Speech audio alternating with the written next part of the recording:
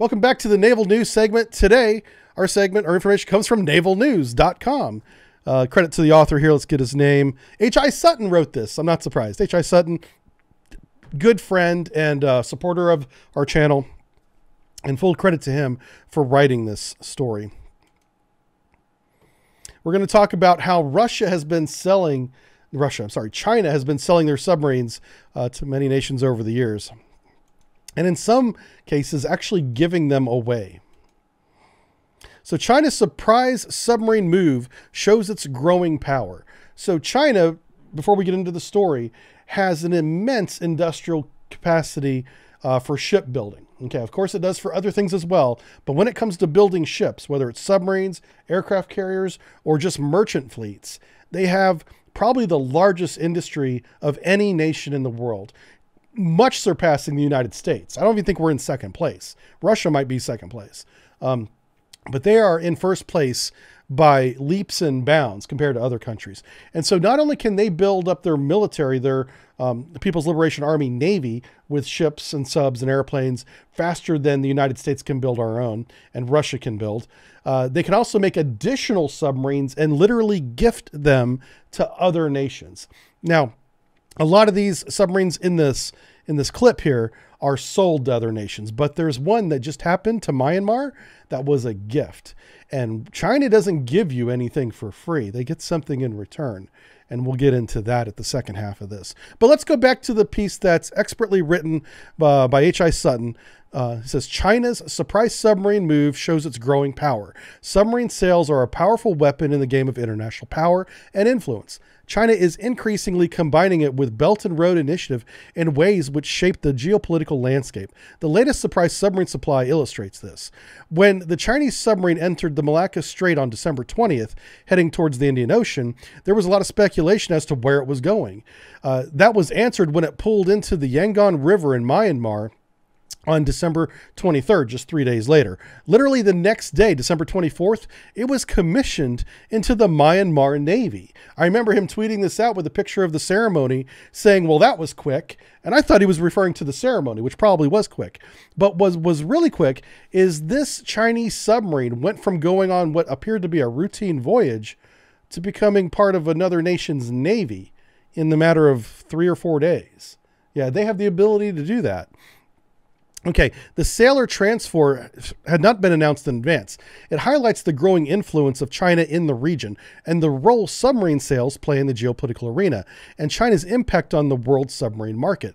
China is now supplying 4 countries with submarines and more may follow. So this is being called submarine diplomacy. This is literally taking money out of the hands of like Naval Group and Thales that sell and make submarines for, was it I forget the German company, but Germany sells a lot of their boats overseas as well to the Asian market, and China is undercutting them by giving away submarines, yeah, for favors or whatever. We don't know what China's going to get in return. Myanmar right now doesn't have a lot to give, but hold on, there is always one thing that they can give, and I'll talk about that. Let's go back to this expert. H.I. Sutton says, buying submarines is not like cars where you select a model, pick the catalog features, and so forth. They are not bought off the shelf. Instead, each aspect has to be defined.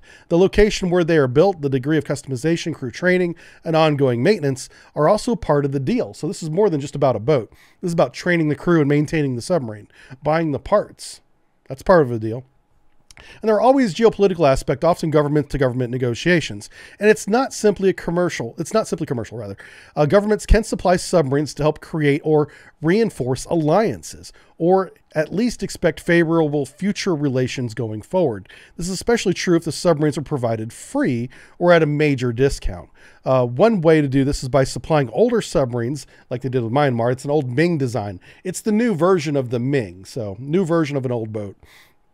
By supplying older submarines from their own inventory. It can be a win-win and limits the risk of political change in the future. So they won a lot of favorable points with Myanmar. So Myanmar is trying to establish a submarine community for about 2 decades. Exactly a year earlier, on December 24th, 2020, Myanmar Navy commissioned its first submarine, the UMS Mini Thinkthoo. Significantly, the submarine had been transferred by India, Chinese immediate rival in the Indian Ocean. Interesting. So last year, they get an Indian submarine to operate. Myanmar is just taking gifts from left and right because they're between two very powerful nations with big navies, India and China. And over a 2-year period, they got one submarine from each. The winner in this so far is Myanmar. But the real winner long-term, as I'm going to point out to you, is going to be China. And that'll become very apparent in just a second.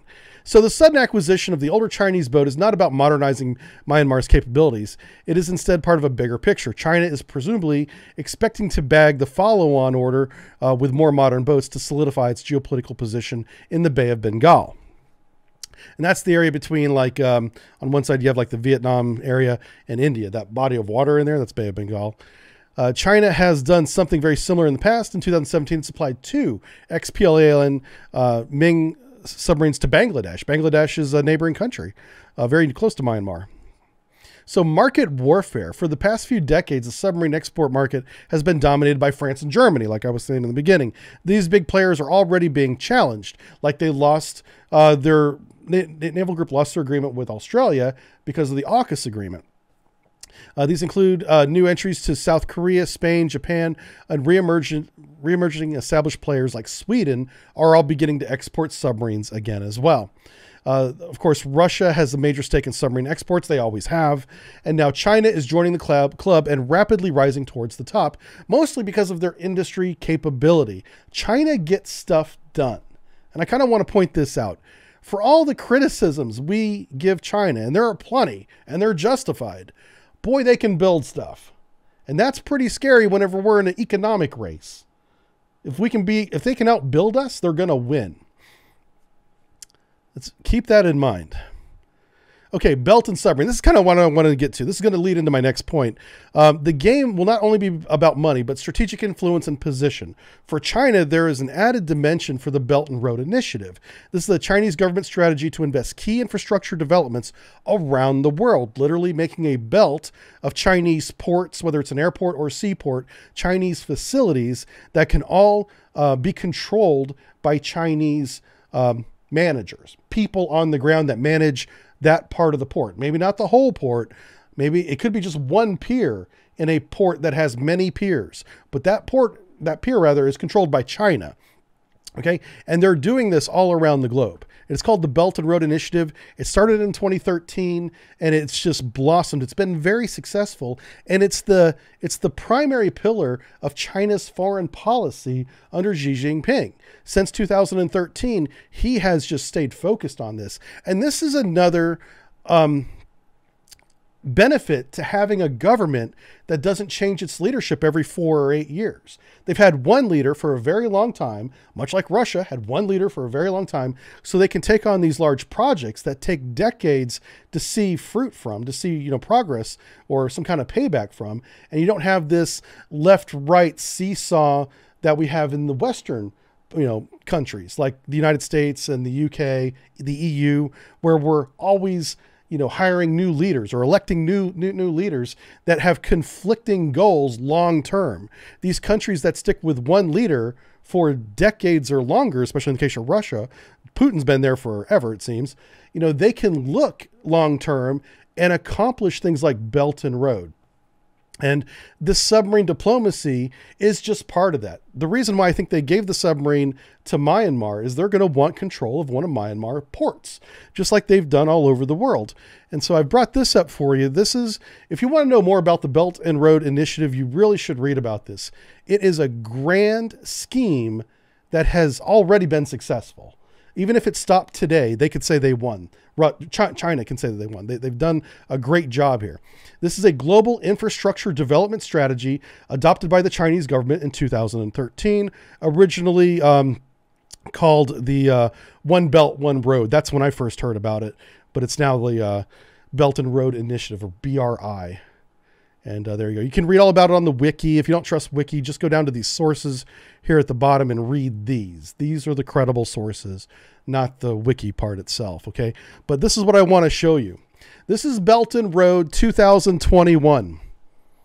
These are the 70 so countries that China has made economic agreements with, including giving military aid at a very low cost or free to countries around the world. Notice how many of these countries are newly added NATO countries. So now we have new countries into NATO that are economically bound to China.